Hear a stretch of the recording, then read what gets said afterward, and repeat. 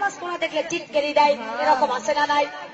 কয় তুমি পড়ো হাজির হয়ে গেছো, কয়েকদিনের মঞ্চে এসে গেছো, মন ঠিক থাকলে কিছুই লাগে না, বলে কি বলে না? জোরে কর। এরা হলো শয়তানের টোকাই, এরা হলো শয়তানদের কেদার ও শয়তানের খালাতো বোন। কয় মন ঠিক থাকলে কিছুই লাগে না। আরে নাফরমানের দলেরা, তোমরা মন কবে ঠিক করবা, কবে নামাজ পড়বা? এক ওয়াক্ত নামাজ যারা কাজা দেয়, মান তারাকাতিস সালাতি মুতাআম্মিদান ফাকাদ কাফার, ইচ্ছা করে যদি কেউ এক ওয়াক্ত নামাজ কাজা দেয়, তাহলে সে ব্যক্তি নাফরমান কাফের হয়ে যায়। আর একজন ব্যক্তি যে মুসলমান, আর একজন ব্যক্তি যে কাফের, এর মধ্যে পার্থক্যই হলো বাইনাল আব্দি বাইনাল কুফরি তারকুস সালাত। একজন ব্যক্তি মুসলমান, আর একজন ব্যক্তি নাফরমান, এর পার্থক্যই করে হলো 5 ওয়াক্ত নামাজ। আমার বাবনেরা, কিন্তু কুরআনুল কারীমে এসেছে ইন্নাস সালাতা তানহা আনিল ফাহশাই ওয়াল মুনকার, নিশ্চয়ই 5 ওয়াক্ত নামাজ সঠিকভাবে তোমরা যদি আদায় করো, তাহলে তোমাদের মন কোন দিকে গেছে, তোমাদের মন কোন দিকে গেছে এটা দেখার বিষয় নাই। কিন্তু তোমরা 5 ওয়াক্ত নামাজ যদি পড়ো, অন্যায় কাজ থেকে, অশ্লীল কাজ থেকে, বেহায়া কাজ থেকে এই নামাজ তোমাকে জান্নাতের রাস্তায় নিয়ে আসবে। নামাজ নামাজ নামাজ নামাজ পরকালের জন্য নাজাত। আমার মা বোনেরা, এই নামাজ আসসালাতুল মিফতাহুল জান্নাত, নামাজ হবে জান্নাতের চাবি। আসসালাতুল মেহরাজুল মুমিনিন, নামাজ হলো মা বোন আমার মুমিনদের জন্য একটা মিরাজ। এটাই হলো আল্লাহর সাথে দিদার হয়ে যায় নামাজের মধ্যে। জোরে কোন সুবহানাল্লাহ। যারা নামাজ পড়ে তারা মুমিন, নেককার, পরহেজগার। আর যারা পড়ে না তেমন তারা কেমন নিকৃষ্ট। একটি হাদিস আপনাদের সামনে বলবো, শুনতে রাজি আছেন তো? আমার মা বোনেরা, হাদিস শরীফের মধ্যে এসেছে এক সাহাবী আল্লাহ নবীর কাছে এসে বলেছে, ইয়া রাসূলুল্লাহ, ইয়া হাবিবাল্লাহ, আমি গরিব মানুষ, পাতিলে ভাত রান্না করে রেখেছি, যায় দেখি পালিত একটা কুকুর পাতিলের মধ্যে মুখ দিয়েছে। ওগো আল্লাহর নবী, বলেন তো এই পাতিলের ভাত কি আমার জন্য খাওয়া জায়েজ আছে? কারণ মুখ কেবলই দিয়েছে, কিন্তু পুরোটা খাই নাই।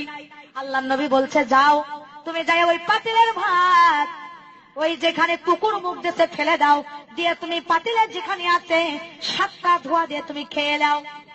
আল্লাহ নবীর সাহাবী বাড়িতে আছে, আসে দেখি ওই পাতিলের মধ্যে পালিত একটা বিড়াল আমার মুখ দিয়েছে।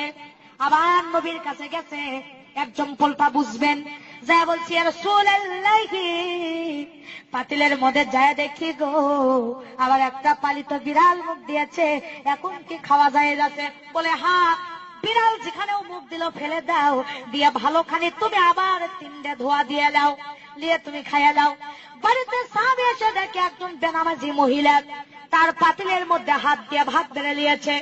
কিন্তু আবার নবীর কাছে গেছে, মহিলা জানে না কুকুর মুখ দিয়েছে, বিড়াল মুখ দিয়েছে। যা বলছে, নবী গো, বিরক্ত অনুভব করবেন না, বেয়াদবি মনে করবেন না, আবার আমি এসেছি, আপনি যে কুকুর মুখ দিছিল 7 ধোয়া দিয়ে খায়া জায়েজ করে দিছিলাম, বিড়াল মুখ দিছিল 3 ধোয়া দিয়ে দিছিলেন, কিন্তু একটা বেনামাজি মহিলা আমার পাতিলের মধ্যে হাত দিয়েছে, বাকি অবশিষ্ট ভাতকে আমার জন্য জায়েজ আছে, খাওয়া, ক্ষুধাকে নিবারণ করা জায়েজ আছে। আল্লাহর নবী বলতেছে, না না ও সাহাবী, কুকুর খেয়েছিল 7 ধোয়া দিয়ে জায়েজ করে দিছিলাম, বিড়াল মুখ দিয়েছিল 3 ধোয়া দিয়ে জায়েজ করে দিছিলাম, কিন্তু একটা বেনামাজি মহিলা ওই পাতিলের মধ্যে হাত রাখার কারণে 500 ধোয়া দিলেও তোমার জন্য জায়েজ নাই।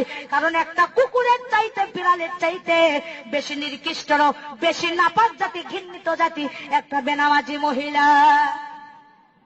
নাউজুবিল্লাহ, জোরে কোন।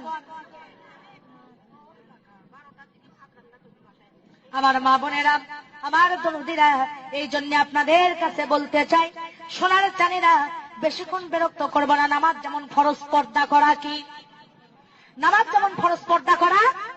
আর এখনকার মা বোনেরা পায়ে দেয় হাই হিল, করে খালি কিলকিল, চোখে লাগায় মাস্কারা, ছেলেদের করে কামসারা, ঠোঁটে লাগায় লটকা ফিস, ছেলেরা দেয় শীষ, আর কপালে দেয় বড় বড় টিপ। ছেলেরা কয় এই মেয়েটাই আমার জন্য ঠিক। জোরে কর নাউজুবিল্লাহ। আমার মা বোনেরা, আমার দরদিরা, ব্লাউজ বানাতে বানাতে পর্দা ফরজ করে দেওয়া হয়েছে। আর আমার মায়ের জাতিরা শহরে থাকেন, মন খারাপ করবেন না। ব্লাউজ বানাতে বানাতে পুরুষের স্যান্ডো গেঞ্জি ফেল করে দিয়েছেন, এত খাটো ডানার ব্লাউজ। শর্ট কামিজ ব্যবহার করেন, বিউটি পার্লারে যায় ভুরু তোলেন, ঠোঁট কালার করেন। মাদান্ডে খোদার কসম করে বলে আপনি দাউস হবেন কিয়ামতের দিন। একটা বেপরদা মহিলা দাউস হয়ে যাবে।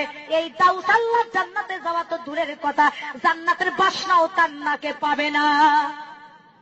টাকা পয়সা আলা হয়ে তোমার কোনো দাম নাই। আমার মা বোনেরা, পায়জামা গুলো দেখেন, স্কিন পায়জামা পরে যা দেখতে তল্লাবাসের মতো পাদা শিকল লাগে, মাথার চুল কাটে বানরের লেজের মতো করে দেয়। ধরে বলেন ঠিক না ঠিক? বোরকার যে পর্দার জন্য গো, সেই বোরকা গাওয়াত দিয়ে রন্না খান গলায় পেঁচে দেয়, বুকের ওপর দেয় না, মাথায় কাপড় দেয় না। আমি আমার ভাষায় নাম রাখছি, এরা হলো তনসেল বারা মুসলমান। এদের স্থানটা হবে তাসলিমা নাসরিনের সাথে জাহান্নামে। জোরে জোরে বলেন ঠিক না বেঠি? আমার বাজান, হক কথা বলতেছি। আমি বক্তাকে আর দাওয়াত করবেন না, তাতে যায় আসে না, কিন্তু আজকে তো আপনাদেরকে বলার সুযোগ পাইছি। জোরে বলেন ঠিক না ঠিক? মাজান রে, পর্দা করা ফরজ। কেউ জান বেহায়া বেপর্দা করে চলবা না। মোটর সাইকেলের পিছনে শ্যাম্পু করে যায়, বেগনা পুরুষেরা কয় খায় না খায়া মাল এক খান গেল। জোরে কোন ঠিক না ঠিক? হায় হায়, মহিলাদের চেহারা দেখে কয় মাল এক খান গেল। নাউজুবিল্লাহ নাউজুবিল্লাহ। আমার মা বোনেরা রে, আমার দরদিরা রে, তোমাদের কুদরাতে পায়ে হাত দেবো আমি তোমাদের সন্তানের মতো, ছোট বোনের মতো। তোমাদের কুদরাতে পায়ে হাত দিয়ে বলবো, মাগন মরে একদিন তোমরা যাবা, কবরের মেহমান একদিন হবা। তোমরা জান কেউ নামাজ ছেড়ে দিও না, আর ফরজ পর্দা জান তোমরা কেউ ছেড়ে দিও না। মাথার একটা চুল যদি কোনো বেগনা পুরুষ দেখে গো মা, কিয়ামতের দিন 71টা চুলের বেগনা পুরুষকে দেখানোর কারণে একটা চুলের পরিবর্তে 70টি সাপ তোমার মাথায় বেউড়ো করে দেওয়া হবে। মা বোনেরা আমার, খবরদার খবরদার, তোমরা কেউ বেপর্দা করে চলো না। মাথায় মাদানের সময় থাকলে আমি মেহেরাজের ঘটনাটা বলে যেতাম, কিন্তু 12টা ব্যক্তিতে আমার মাদান আল্লাহ যদি কোনোদিন নিয়ে আসে, আল্লাহ নবী 7টি দৃশ্য মেয়েদের ব্যাপারে মেহেরাজে দেখে এসেছেন। কোনোদিন যদি এলাকার আশেপাশে আসে আপনারা যাবেন বলে দেব। আমার মা বোনেরা, ফরজ পর্দা করবেন, আর স্বামীর খেদমত করার দরকার আছে না নাই? আজকে দেখেন অফিসারেরা সালাম পায়, কিস্তির সাহেব সালাম পায়, নিজের স্বামী সালাম পায় না। জোরে কোন ঠিক না ঠিক? কিন্তু মাদান, যে ঘরের মধ্যে স্বামী স্ত্রীর মিল মহব্বত থাকবে, ঘরটা হবে জান্নাতের টুকরা। আর যে ঘরের মধ্যে স্বামী স্ত্রীর মিল থাকবে না, ওই ঘরটা হবে জান্নাতের টুকরা। আল্লাহ পাক স্বামী স্ত্রীর ব্যাপারে বলেছেন, হুন্না লিন্নাসি লিবাসুল লাকুম আনতুম লিবাসুল লাহুন্না। স্বামী হলে স্ত্রীদের লিবাস, আর স্ত্রীরা হলো স্বামীদের লিবাস। দুইজন দুইজনকে লিবাস হিসেবে বলা হয়েছে। রে আমার মায়ের জাতিরা, আপনারা যা একে অপরের লিবাস।